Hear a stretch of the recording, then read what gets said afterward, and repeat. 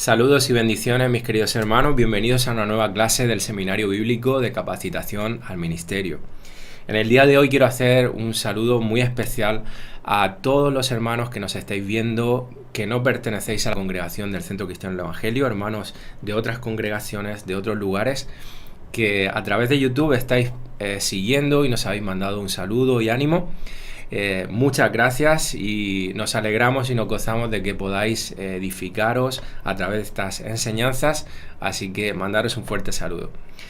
Bueno, hoy continuamos con el estudio que comenzamos la semana pasada acerca de los ángeles y los demonios, angelología y demonología. Esa es una de las áreas de la teología sistemática, concretamente la segunda que vamos a ver en esta asignatura. Hoy la vamos a concluir. La semana pasada estuvimos hablando acerca de los ángeles. Hoy vamos a ver a los demonios y a Satanás como cabeza o líder de los demonios. Así que sin más rodeos vamos a entrar ya. ¿Qué son los demonios? Bueno, los demonios, aunque ya lo vimos un poco por encima la semana pasada, los demonios son ángeles malignos que en el pasado pecaron contra Dios y por causa de esto fueron expulsados del cielo y de su posición, y desde entonces continuamente hacen el mal en el mundo.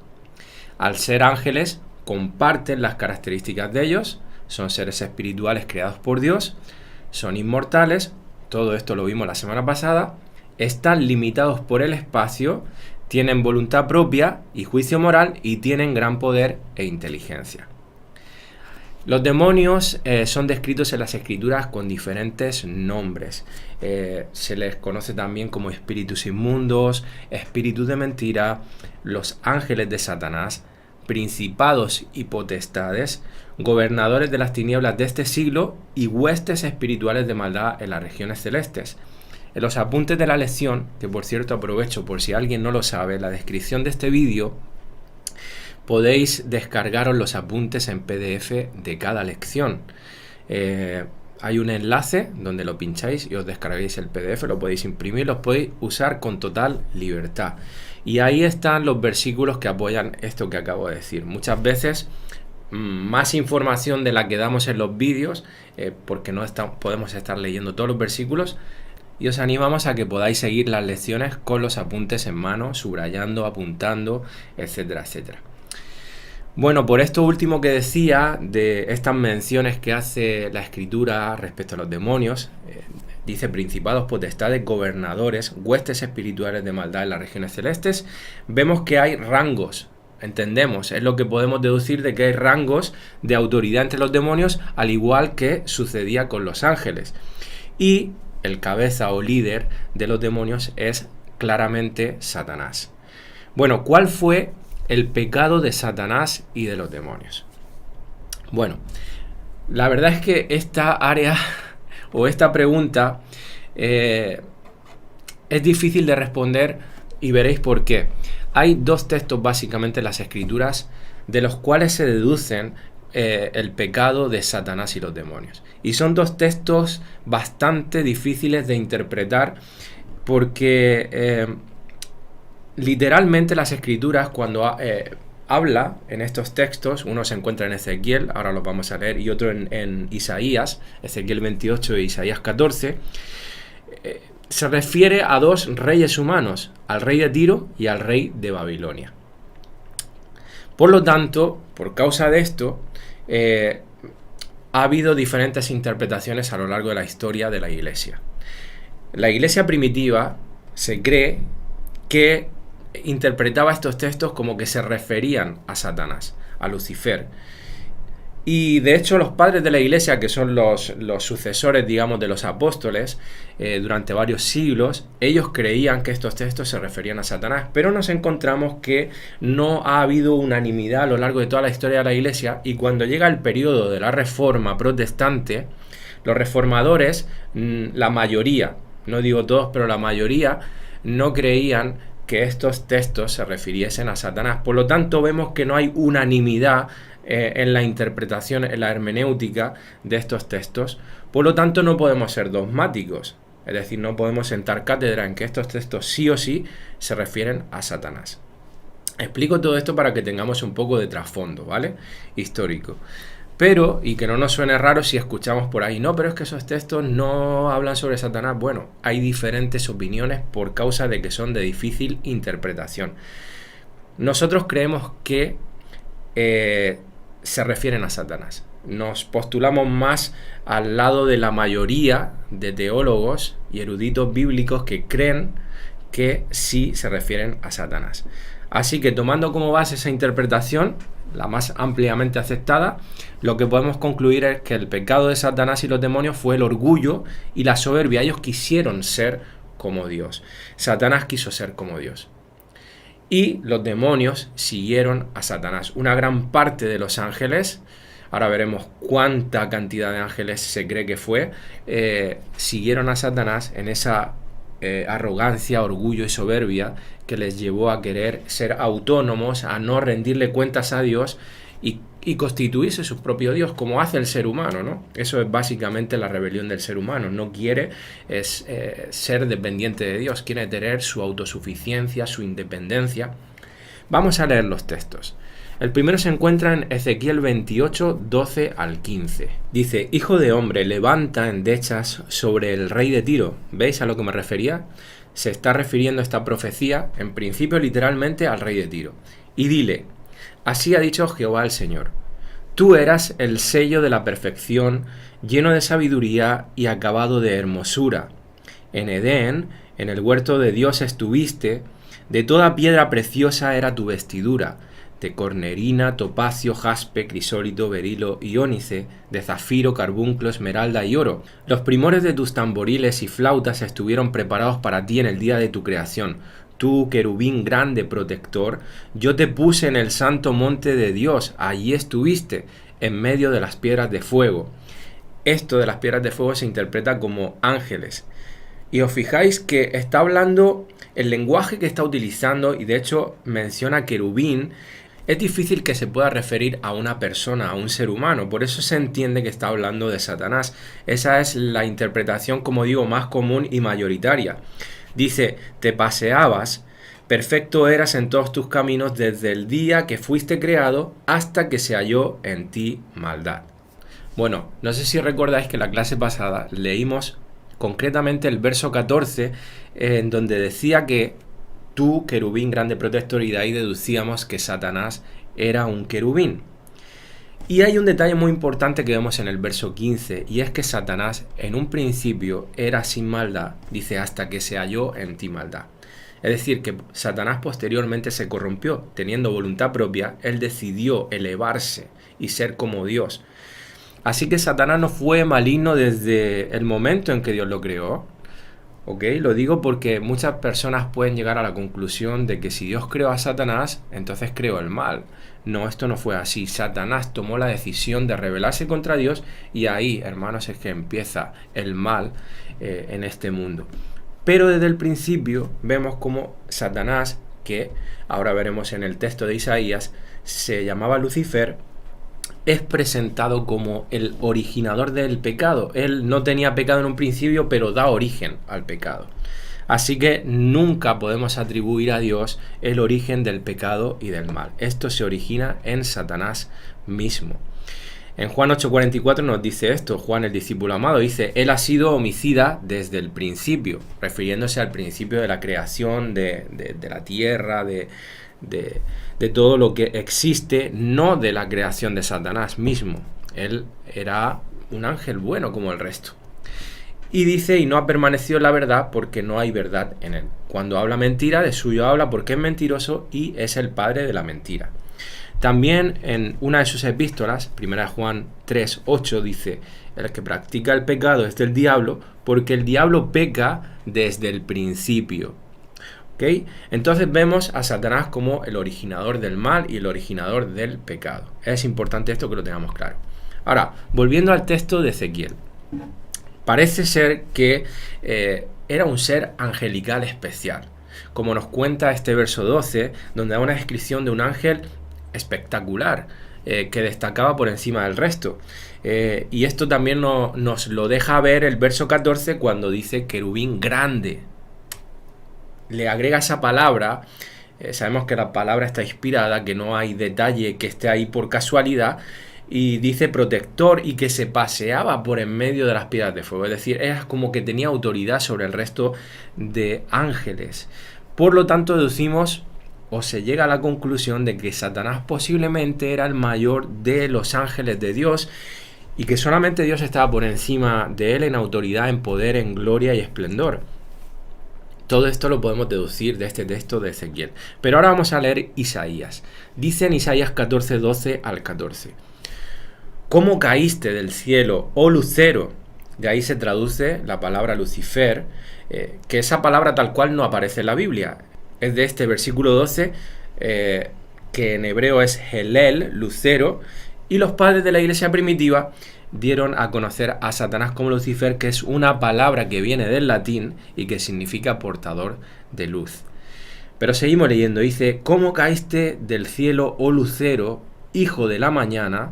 Cortado fuiste por tierra, tú que debilitabas a las naciones, tú que decías en tu corazón, subiré al cielo, en lo alto, junto a las estrellas de Dios, que es otra forma de mencionar a los ángeles. Levantaré mi trono y en el monte del testimonio me sentaré a los lados del norte, sobre las alturas de las nubes subiré y seré semejante al Altísimo. Bueno, de este texto de Isaías se puede deducir cuál fue la rebelión, el pecado de Satanás y por ende de los demonios que siguieron a Satanás o los ángeles caídos, ¿no? Como él deseó levantarse por encima del trono de Dios, ser semejante al Altísimo. Y eso, repito de nuevo, es la misma rebelión que han hecho los seres humanos y como decía en la clase pasada, a nosotros se nos ha dado la oportunidad, a los seres humanos, de arrepentimiento. A los ángeles caídos no se le dio oportunidad. Así que gracias a Dios que estimó darnos esa gracia, Él lo quiso así y esa oportunidad a su pueblo escogido para estar eternamente con Él. Gloria a Dios por ello, ¿no? Y en esa rebelión, hermanos, se nos dice que fue bastante el número de ángeles que se rebelaron contra Dios.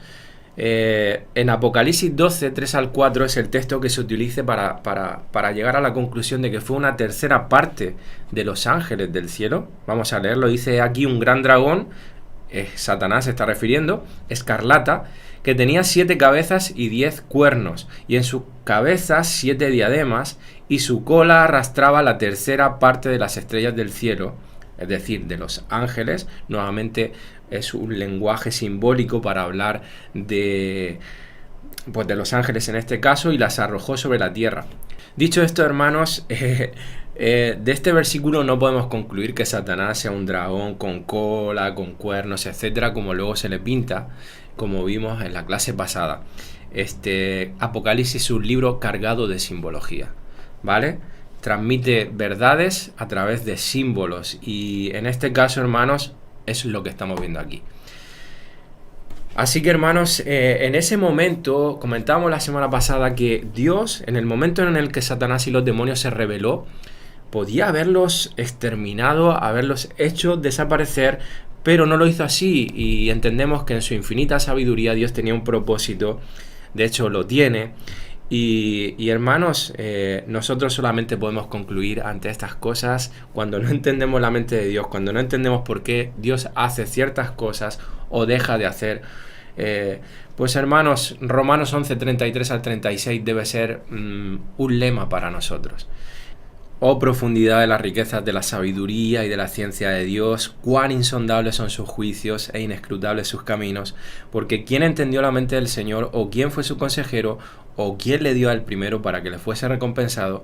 Porque de Él y por Él y para Él son todas las cosas, a Él sea la gloria por los siglos. Amén y amén. Eso es lo que deberíamos concluir tú y yo, hermanos. Cuando no entendemos las cosas, simplemente confiar en que Dios es infinitamente sabio y que todo lo que Él hace es bueno y justo, y nuestra mente y nuestra justicia es muy, muy, muy limitada. Bueno, ¿cuáles son los nombres o menciones de Satanás en las Escrituras? Bueno, Satanás proviene de un término hebreo que significa enemigo, oponente o adversario. Este nombre, hermanos, aparece aproximadamente unas 50 veces a lo largo de todas las Escrituras y es el nombre que más se utiliza para hablar de este enemigo de Dios. El segundo nombre más utilizado, el más usado también es diablo. Estos dos son los nombres más comunes que utilizamos nosotros cuando nos referimos al enemigo de nuestras almas, al enemigo de Dios. Y este término, concretamente diablo, proviene de un término en griego, por lo tanto aparece solamente en el Nuevo Testamento. Sabemos que el Nuevo Testamento fue escrito en griego koiné, el Antiguo Testamento en hebreo y alguna porción que hay pequeña en arameo. Aparece este término 36 veces, también es muy usado para referirse a este enemigo, y el término significa acusador, difamador o calumniador. Y en este término, juntamente con el anterior, podemos ya vislumbrar cómo es que el enemigo trabaja, qué es lo que él es y qué es lo que él hace. Nos acusa, nos difama, nos calumnia, es nuestro adversario, va en contra de la iglesia, va en contra de Dios, así que ya podemos ir dilucidando, aunque ahora hablaremos un poquito más de esto. Otros nombres para referirnos a Satanás son serpiente, serpiente antigua, el dragón, como hemos leído en Apocalipsis, Belial, que significa inservible, lo encontramos este término en 2 Corintios 6:15. También aparece Belcebú en Mateo 12:24, que significa príncipe de las moscas, literalmente, aunque se traduce más correctamente como el príncipe de los demonios. Luego también encontramos una mención como el príncipe de este mundo, y eso nos llama la atención. Ahora quiero hablar de esto. O el Dios de este siglo, en 2 Corintios 4, el príncipe de la potestad del aire, el maligno, el tentador, el padre de mentira, el acusador de los hermanos, y alguna mención más que hay. Pero muchos de estos nombres, hermanos, ya nos dicen bastantes cosas acerca de su persona. Pero quiero destacar, porque parece sorprendente cuando menciona la Escritura a Satanás como el Dios de este siglo, o el príncipe de este mundo, o también el príncipe de la potestad del aire. Fíjate lo que dice en 2 Corintios 4, 3 al 4. Dice: pero si nuestro evangelio está aún encubierto, entre los que se pierden está encubierto, en los cuales el Dios de este siglo cegó el entendimiento de los incrédulos, para que no les resplandezca la luz del evangelio de la gloria de Cristo, el cual es la imagen de Dios. Y en 1 Juan 5:19, la Biblia de las Américas, dice: sabemos que somos de Dios y que todo el mundo yace bajo el poder del maligno. Esto, hermanos, puede resultar bastante chocante y sorprendente, pero esta es una realidad, hermanos, que aunque nos cueste comprender y entender, Dios, como parte de su juicio a la humanidad, el ser humano pierde esa autoridad en el jardín del Edén y pasa a manos de Satanás. Desde entonces, este mundo está controlado por él, pero nunca Satanás está por encima de Dios, es decir, es un control limitado, como dijimos el otro día. Satanás actúa, pero con una correa. Satanás tiene dominio ahora mismo sobre este mundo, dice que todo el mundo yace bajo el poder del maligno, y esto es una realidad, hermanos, pero al mismo tiempo Dios es soberano y Satanás actúa con una correa. Así que Satanás, no sé si decir sin darse cuenta, porque él conoce las Escrituras y mejor que nosotros, él es un instrumento en las manos del Señor, como dijimos el otro día. No sé si recuerdas ese episodio en donde Jesús está en el desierto siendo tentado, siendo probado, y mientras que él está ayunando, viene Satanás a tentarlo y le pone 3 tentaciones o 3 pruebas, y una de ellas es que le ofrece los reinos de este mundo. ¿Cómo Satanás podía ofrecerle los reinos de este mundo si no le pertenecieran a él? Cristo nos le dice: no, eres un mentiroso, eso no te pertenece a ti, no. Es decir, Cristo reconoce que eso es cierto, que los reinos de este mundo le pertenecen temporalmente. Y por supuesto, hermanos, ese reino temporal o dominio de Satanás siempre, repito, insisto, está siempre supeditado a la soberanía absoluta de Dios. Es decir, Satanás domina temporalmente en este mundo bajo los límites de Dios. Pasamos a otro punto, hermanos, que es acerca del poder y la influencia de Satanás y los demonios sobre los hijos de Dios. Este punto es súper importante, hermanos, porque tristemente muchas iglesias están saturadas de enseñanza, en lo cual se ha tergiversado pues el poder e influencia que Satanás tiene sobre la iglesia, tiene sobre nosotros. Se ha saltado a un nivel, hermanos, que como decía el otro día, podemos caer en dos grandes errores. Encontramos por un lado aquellos que enfatizan el poder de Satanás sobre la iglesia hasta el punto de que la gente se pasa día tras día reprendiendo demonios. Se cae una lámpara al suelo, te reprendo demonio. Alguien se tropieza y se cae al suelo, te reprendo demonio. Sopla el viento, te reprendo demonio. Hermano, es un sin vivir. Y eso no es bíblico. Dios no nos llama a eso. Por otro lado están aquellos que subestiman el poder de Satanás. Y eso tampoco es bíblico. No nos podemos ir ni a un extremo ni al otro extremo. Ni Satanás tiene el poder de Dios, ni lucha de tú a tú con Dios, como dijimos el otro día. Ni Satanás es un enemigo de broma, de chiste, de risa. No, Satanás tiene poder. Y la Biblia nos advierte, el mismo Señor Jesús nos advierte de ello, que tenemos que estar en constante oración, velando para que nuestro adversario no gane ventaja sobre nosotros, para no darle lugar al enemigo. Porque, hermanos, el poder de Satanás sobre los hijos de Dios está limitado y es directamente proporcional a la medida en la que nosotros andamos dándole lugar a nuestros deseos carnales y no andamos en el Espíritu. Esta es la clave, hermanos. La influencia de Satanás depende de cuánto tu lugar le das a Satanás, a la carne en tu vida, o si caminas por el contrario en el Espíritu de Dios.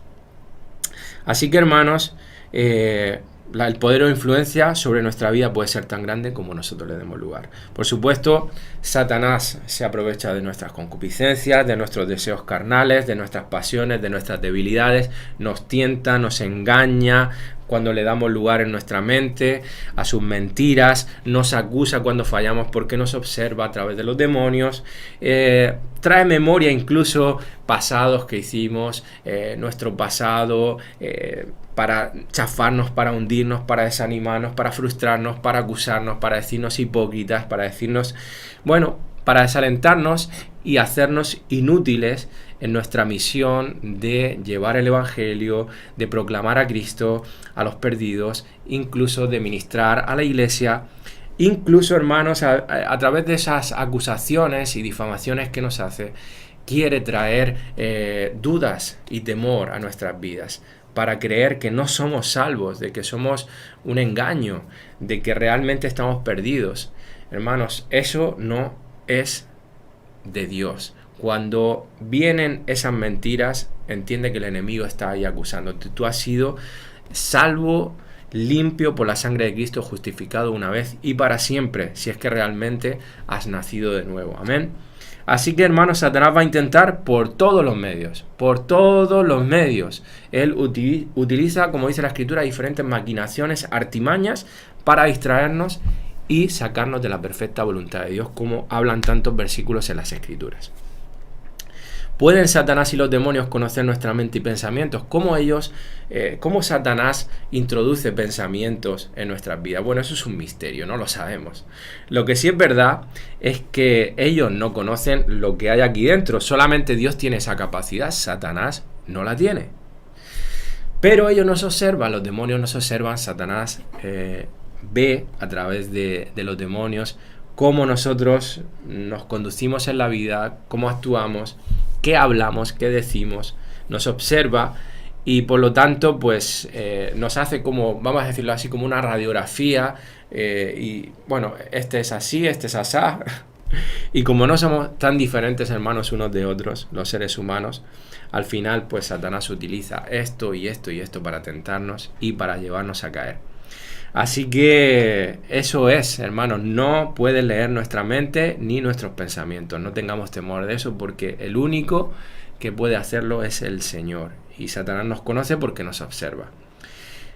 Satanás también intenta constantemente, como nos muestra la Escritura, frustrar el avance de Dios, el avance del reino de Dios en esta tierra. En 1 Tesalonicenses vamos a leer en el capítulo 2, versículo 17 al 18, dice que hay un incidente que nos muestra a Pablo, junto con el resto de hermanos que acompañaban en sus viajes a Pablo, cómo ellos tuvieron trabas en ese viaje y Pablo discierne por el Espíritu de que es Satanás el que está poniendo esas trabas. Esto es curioso, pero lo encontramos en la Escritura y entendemos que esto sucede a día de hoy también en la iglesia. Fijaros que dice: hermanos, estuvimos separados de ustedes por corto tiempo, pero aunque no estábamos presentes, nuestro corazón y pensamiento seguían con ustedes. Teníamos muchas ganas de verlos e hicimos todo lo posible por hacerlo. En verdad queríamos ir a verlos y yo mismo traté de visitarlos varias veces. Fíjate que dice: pero Satanás siempre nos lo impidió. Así que, hermanos, vemos como esto es una realidad que nos muestran las Escrituras. Pero no queda ahí. Satanás y los demonios también intentan frustrar el avance sembrando falsas enseñanzas, como vimos así por encima en la clase anterior. Ellos siembran falsos evangelios, falsas enseñanzas que se introducen dentro de la iglesia, herejías. Y, hermanos, esto por supuesto hace que el reino de Dios se frustre, porque esa iglesia ya se ha ido completamente, se ha perdido. Tristemente vemos como iglesias que empiezan muy bien, se van. Eso es como una ilustración que a mí me encanta. Tú coges una avioneta y si tú no mantienes el rumbo y te desvías 1 o 2 grados, al final terminas en otro país diferente al que ibas. Solamente esa desviación de 1 o 2 grados te va a llevar muy lejos. Y eso es lo que le pasa a muchas iglesias. Una pequeña desviación de 1 o 2 grados, 3 grados, y acaban al final del camino en otro lugar totalmente diferente al que marca las Escrituras, a la doctrina apostólica, al fundamento apostólico que el Señor nos dejó. Por eso es muy importante lo que Pablo le dice a Timoteo, en 1 Timoteo 4:1. Pero el Espíritu dice claramente que en los postreros tiempos algunos apostatarán de la fe, escuchando a espíritus engañadores y a doctrinas de demonios. Y unos versículos más adelante les dice en el 16: ten cuidado de ti mismo, Timoteo, ten cuidado, y de la doctrina. Ojo, porque Satanás está ahí, hay falsos maestros. Persiste en ello, pues haciendo esto te salvarás a ti mismo y a los que te oyeren. Bueno, otra de las maneras en las que Satanás actúa es, por supuesto, trayendo disensión, división entre familias, iglesias, matrimonios, padres e hijos, etcétera, etcétera. Hermano, no podemos ignorar que Satanás va a sembrar discordia. Eso es una de las cosas en las que más vemos la actividad de Satanás dentro de esa institución sagrada que es el matrimonio y también la iglesia. Pero hago aquí un inciso, hermano, no veamos siempre a Satanás detrás de todo lo que sucede, por ejemplo, en el matrimonio. Hermanos, no le echemos la culpa a Satanás por todo lo que ocurre cuando nos peleamos, cuando discutimos, etcétera, etcétera. No, ahí se está poniendo de manifiesto la carne en un cónyuge o en ambos cónyuges. Y, hermano, lo que tenemos que trabajar es en nuestro corazón, porque tendemos a siempre echarle la culpa a algo externo, y realmente la mayoría de ocasiones en los problemas que hay dentro del matrimonio, no la mayoría, no siempre, hermanos, es culpa nuestra, de nuestra carne, nuestro pecado, y tenemos que trabajar en eso, hermanos, para que Dios se glorifique tanto en el matrimonio como en la iglesia, pero sin ignorar de que Satanás va a intentar, dentro de nuestras debilidades, dentro de nuestras concupiscencias, de nuestros fallos, de nuestra inmadurez, de nuestra carnalidad, sembrar para que se cree discordia y división. ¿Ok? Así que estemos muy atentos y no le demos lugar. Y para no darle lugar, lo que tenemos que hacer es crecer en santidad, hermanos, crecer en madurez para la gloria del Señor. Por todas estas cosas que venimos hablando, hermanos, tenemos que estar muy alertas, tenemos que velar, tenemos que crecer espiritualmente y no darle oportunidad a ese enemigo de nuestras almas, a ese enemigo del reino de Dios, y recordar lo que nos dice la Escritura, que él anda como león rugiente buscando a quien devorar. Trabaja incansablemente, hermanos, no duerme, trabaja día y noche y está buscando, hermanos, cómo frustrar nuestro avance, frustrar nuestra espiritualidad. Hermanos, por eso es vital andar en el Espíritu, ser llenos del Espíritu. Vivir, hermanos, esto de ser llenos del Espíritu es muy sencillo, aunque lo tocaremos más adelante. Simplemente es vivir rendidos y en dependencia del Espíritu. Que el Espíritu tome el control de nuestras vidas, y esto no es algo místico, no es que de repente te transformas, no. Hermanos, es simplemente sometiendo nuestra obediencia y nuestra voluntad al Espíritu Santo, para que todo lo que hagamos glorifique al Señor en nuestras vidas. Que no nos dejemos llevar por nuestra carne, sino que seamos obedientes a su palabra, obedientes al Espíritu. Por último, hermanos, respecto a la iglesia, en ocasiones Satanás y los demonios atacan también con el permiso de Dios. Importante este detalle, bajo la permisividad de Dios. Puede que ataque nuestra salud física, como por ejemplo vemos a Job, vemos a Pablo cuando habla de ese aguijón en la carne. Se entiende, la mayoría de eruditos bíblicos, yo me postulo también en esa posición. Repito, aquí tampoco se puede ser dogmático, es decir, hay diferentes interpretaciones, pero hermanos, por lo que yo entiendo en el contexto, es que cuando dice en 2 Corintios 12:7, y para que la grandeza de las revelaciones no me exaltase desmedidamente, me fue dado un aguijón en mi carne, en mi cuerpo, quiere decir ahí, un mensajero de Satanás que me abofete, es decir, un demonio, para que no me enaltezca sobremanera. Es decir, yo entiendo, y la mayoría de eruditos creen que se está refiriendo a una enfermedad por la cual Pablo pide al Señor que la quite por 3 veces y el Señor no la quita. Es decir, bástate mi gracia, Pablo, vas a tener que vivir con ello. Y eso va a servir para humillarte, para que tú seas humilde. Y esa enfermedad, pues parece ser que Pablo entendió y tuvo discernimiento de que un demonio como instrumento en las manos del Señor era el que estaba produciendo ese problema de salud. Hermanos, repito, esto es incomprensible para nosotros, pero sí que lo vemos, por ejemplo, en Job nuevamente, como Satanás le pide permiso para tocar la vida de Job, y Dios le da permiso, y viene esas llagas, esa sarna en el cuerpo de Job, porque Satanás tocó su vida. Entonces esto vemos que es una realidad bíblica, esto no es algo que nos inventamos, esto está en las Escrituras. ¿Significa ahora eso? Y esto quiero dejarlo claro, hermanos, porque enseguida podemos irnos a los extremos. ¿Significa ahora eso que toda enfermedad? Bueno, yo entiendo que estos son casos excepcionales. Nosotros nos enfermamos, hermanos, porque estamos en un cuerpo que se va debilitando y que se va muriendo. Cada día que pasa nuestro cuerpo se muere, en el sentido de nuestro cuerpo físico, porque nosotros vamos a vivir eternamente con Dios, nuestro alma, nuestro ser interior. Hermanos, pero este cuerpo se va desgastando y sufre los efectos de la caída y del pecado. Estamos en un mundo, pues, donde tristemente, pues, por causa del pecado, todo ha sido distorsionado y, pues, nadie está exento a la enfermedad. Entonces, hermanos, pasamos por procesos de enfermedad porque vivimos en un cuerpo caído, que algún día, gloria a Dios, será glorificado.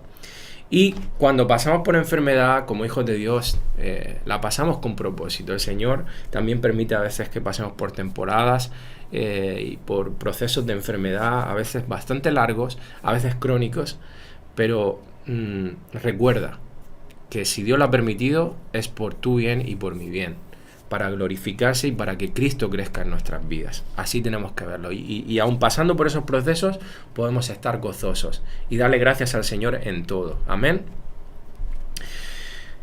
Así que, hermanos, no podemos ignorar que a veces los ataques de Satanás, pues, serán de grandes proporciones, pero no olvidemos que Dios está en control de todo absolutamente, que es soberano y que nada ocurre por casualidad y que no será nada más allá de lo que Dios permita en beneficio de sus planes y propósitos, que siempre son buenos. En esto podemos descansar. Gracias, Señor, porque si tú lo permites es porque es lo que más necesito. Gracias por tu bendición sobre mi vida, aunque a mis ojos pueda parecer una cosa mala, una maldición, pero a tus ojos, Señor, es una bendición. Y, Dios mío, gracias por traerla a mi vida. Pasamos a otro punto. Cada creyente ha recibido autoridad espiritual para resistir a los espíritus malignos. Bueno, en la Biblia encontramos tanto a Pedro como a Santiago como a Pablo instándonos a que resistamos al diablo. Se nos ha dado autoridad para resistir al enemigo porque estamos dentro de una guerra espiritual y se nos es llamado a que podamos resistir. Y si se nos demanda eso es porque podemos resistir gracias al Señor Jesús, gracias al Espíritu Santo que mora en nuestras vidas.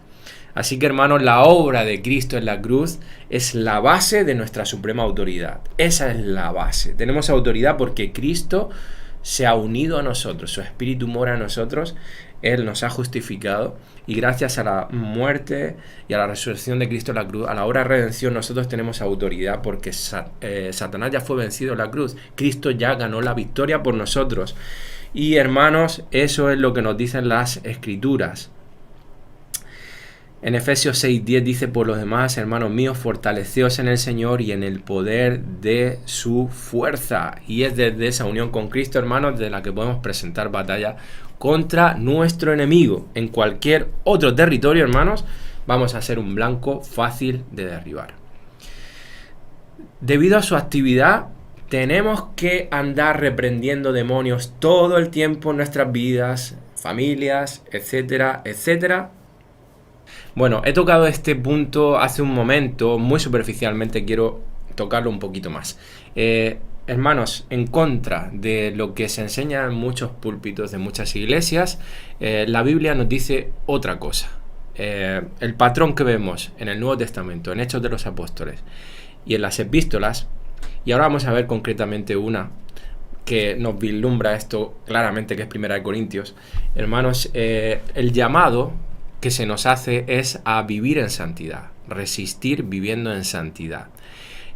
No se nos dice que tengamos que estar reprendiendo demonios. Es un llamado a la santidad. Por ejemplo, la comunidad de fe de Corinto, la iglesia de Corinto, que era una iglesia muy carnal, nos dice la Escritura que tenía muchos problemas, le estaban dando lugar a pecados, a mucha carne entre ellos, habían graves disensiones y divisiones. Pablo no anima a la iglesia que anden reprendiendo demonio de división, demonio de inmoralidad. No, los llama a que vivan en armonía, los llama a que se mantengan unidos, los llama a que sean puros, pero no está instándolos a reprender demonios, ni él hace una oración de reprensión de demonios. No, es un llamado a la santidad. Y ese es el llamado que vemos a lo largo de todo el Nuevo Testamento, hermanos. Lo mismo sucede en cuanto a la predicación del Evangelio. La pauta es exactamente la misma. Vemos cómo Jesús y Pablo ocasionalmente expulsaron a demonios, a espíritus inmundos. Jesús constantemente a lo largo de su ministerio, porque era una gran señal de que él era el Mesías. Pero vemos cómo luego también los apóstoles, parte de los discípulos, los 70, luego la iglesia primitiva también tenía esa autoridad. Ahora tocaremos un poquito más el tema de echar fuera demonios.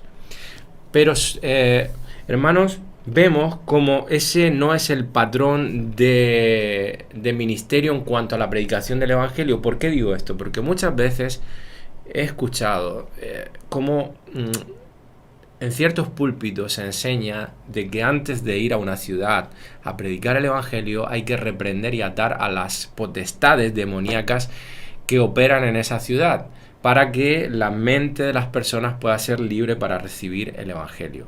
Ese, hermanos, no es el patrón que vemos en las Escrituras. En ningún momento vemos que ese es el llamado a la iglesia. Se nos dice simplemente que vivamos vidas de santidad, que den testimonio de que somos personas que hemos nacido de nuevo y que prediquemos el Evangelio tal cual.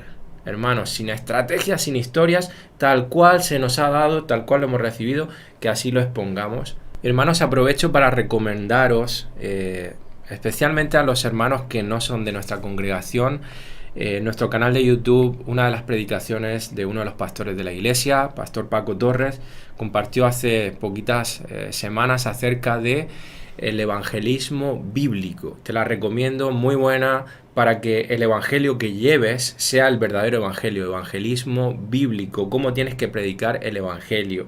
No hace falta estar haciendo reprensión de demonios, simplemente comparte el Evangelio, porque Él es poder de Dios para salvación a todo aquel que cree.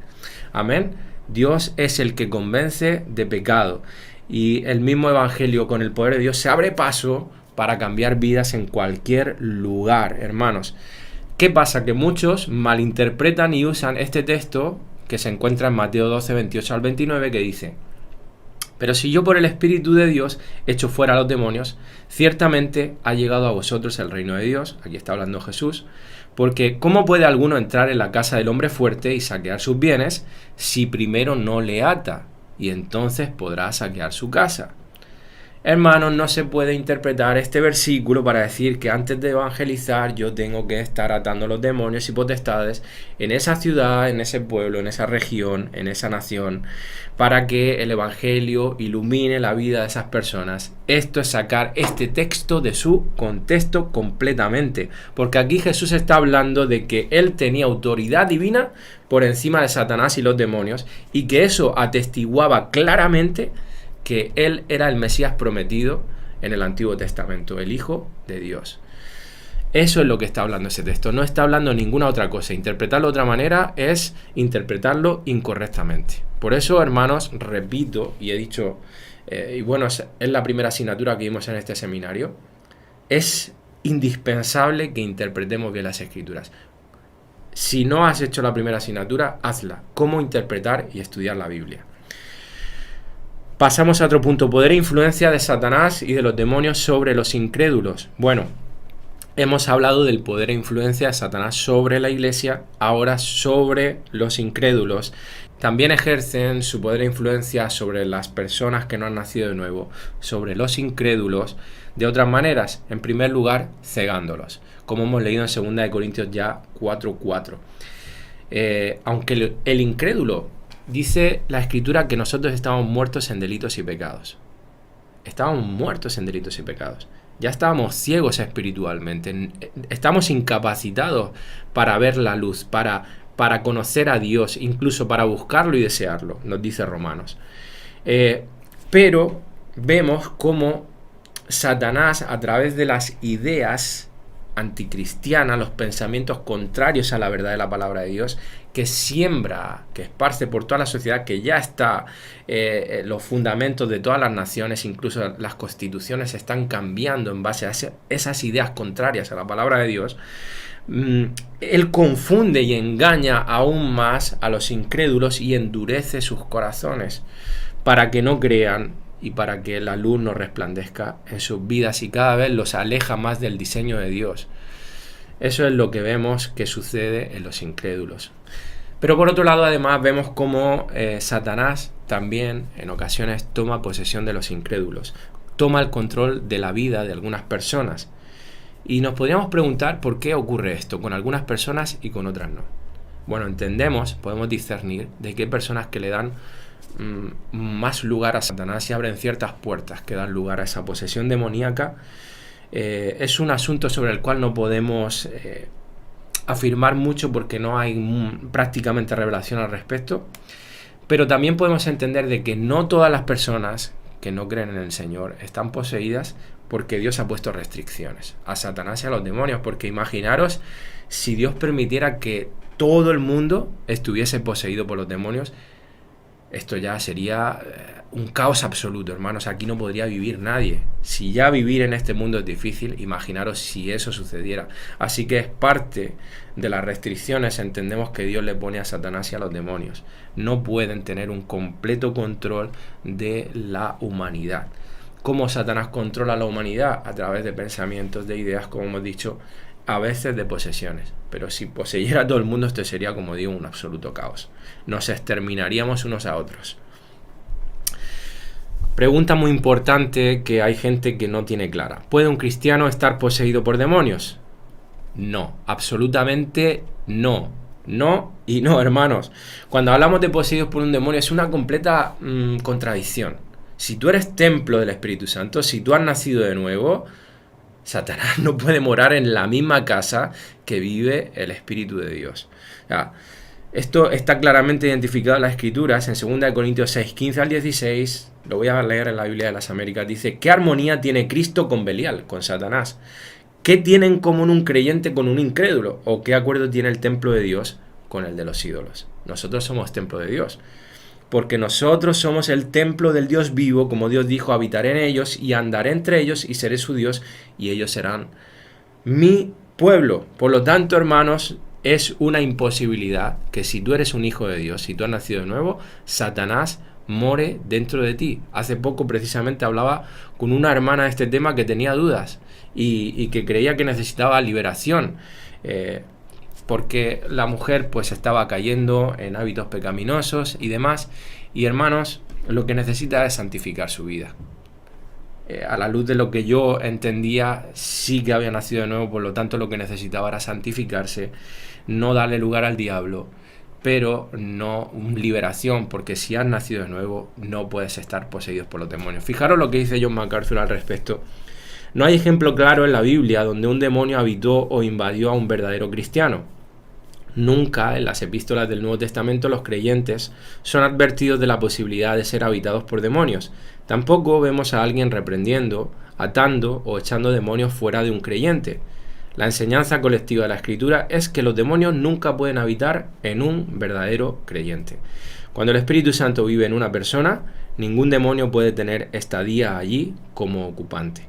Ser habitado por demonios es evidencia de la falta de una salvación genuina. Bueno, una última pregunta y ya terminamos con este tema de angelología, demonología. ¿Tenemos la Iglesia autoridad sobre los demonios? Lo he tocado un poco por encima también antes, pero quiero que veamos algunos versículos para defender la postura de que sí, de que como Iglesia tenemos autoridad sobre los demonios, que no tenemos que estar reprendiendo demonios, pero a veces el Señor puede darnos la dirección por medio de su Espíritu y traer discernimiento para que pues sí, en algún momento tengamos que reprender y tenemos autoridad para ello, hermanos. Yo lo veo esto a lo largo de las Escrituras, no solamente sobre los apóstoles. Vemos que a los apóstoles le dio esta autoridad. Marcos 3, 14 al 15 dice que estableció a 12, sus apóstoles, para que estuviesen con él y para enviarlos a predicar y que tuviesen autoridad para sanar enfermedades y para echar fuera demonios. Ahí está claro. Ahora bien, hermanos, en Mateo 17 al 8 vemos que esta autoridad no solamente está sobre los apóstoles, sino también sobre otros discípulos que iban también con Jesús. Sabemos que Jesús no iba solamente con los 12, sino que había una gran multitud de discípulos. Incluso había mujeres también que iban dentro de ese grupo. Dice aquí en este versículo, y yendo, se lo dice a los 70, este versículo va dirigido a ellos, le dice, predicad, diciendo, esta es la misión de los 70, dice, el reino de los cielos se ha acercado, sanad enfermos, limpiad leprosos, resucitad muertos, echad fuera demonios, de gracia recibisteis, dad de gracia. Y en este texto último de Hechos que quiero leer, vemos también esa autoridad sobre la iglesia primitiva. Lo vemos, por ejemplo, en Felipe, que no era ningún apóstol, era un diácono, podemos decir así, como vemos en Hechos 6, se le encomienda una responsabilidad dentro de la iglesia de ser quien ministra a las mesas, a las necesidades de las viudas, etc.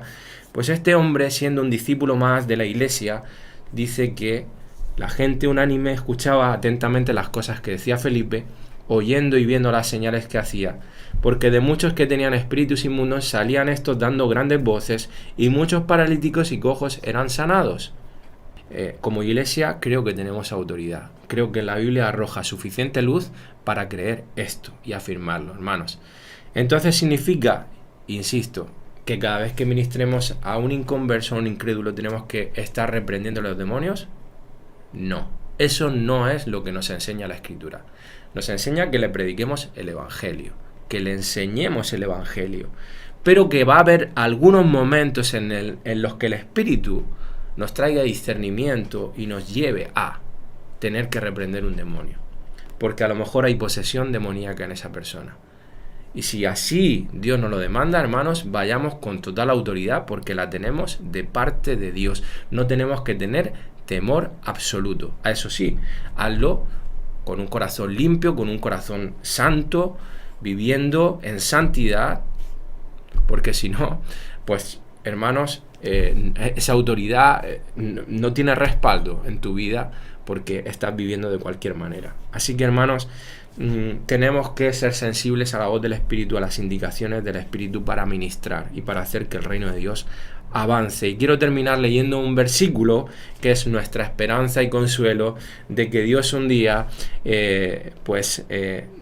derrotará, entre comillas, definitivamente a Satanás, y serán castigados tanto Satanás como los demonios eternamente en el infierno. Sabemos que Satanás ya está vencido, que su fin ya está anunciado y que ese fin es seguro. Dice en Apocalipsis 20:10: y el diablo que los engañaba fue lanzado en el lago de fuego y azufre, donde estaban la bestia y el falso profeta, y serán atormentados día y noche por los siglos de los siglos.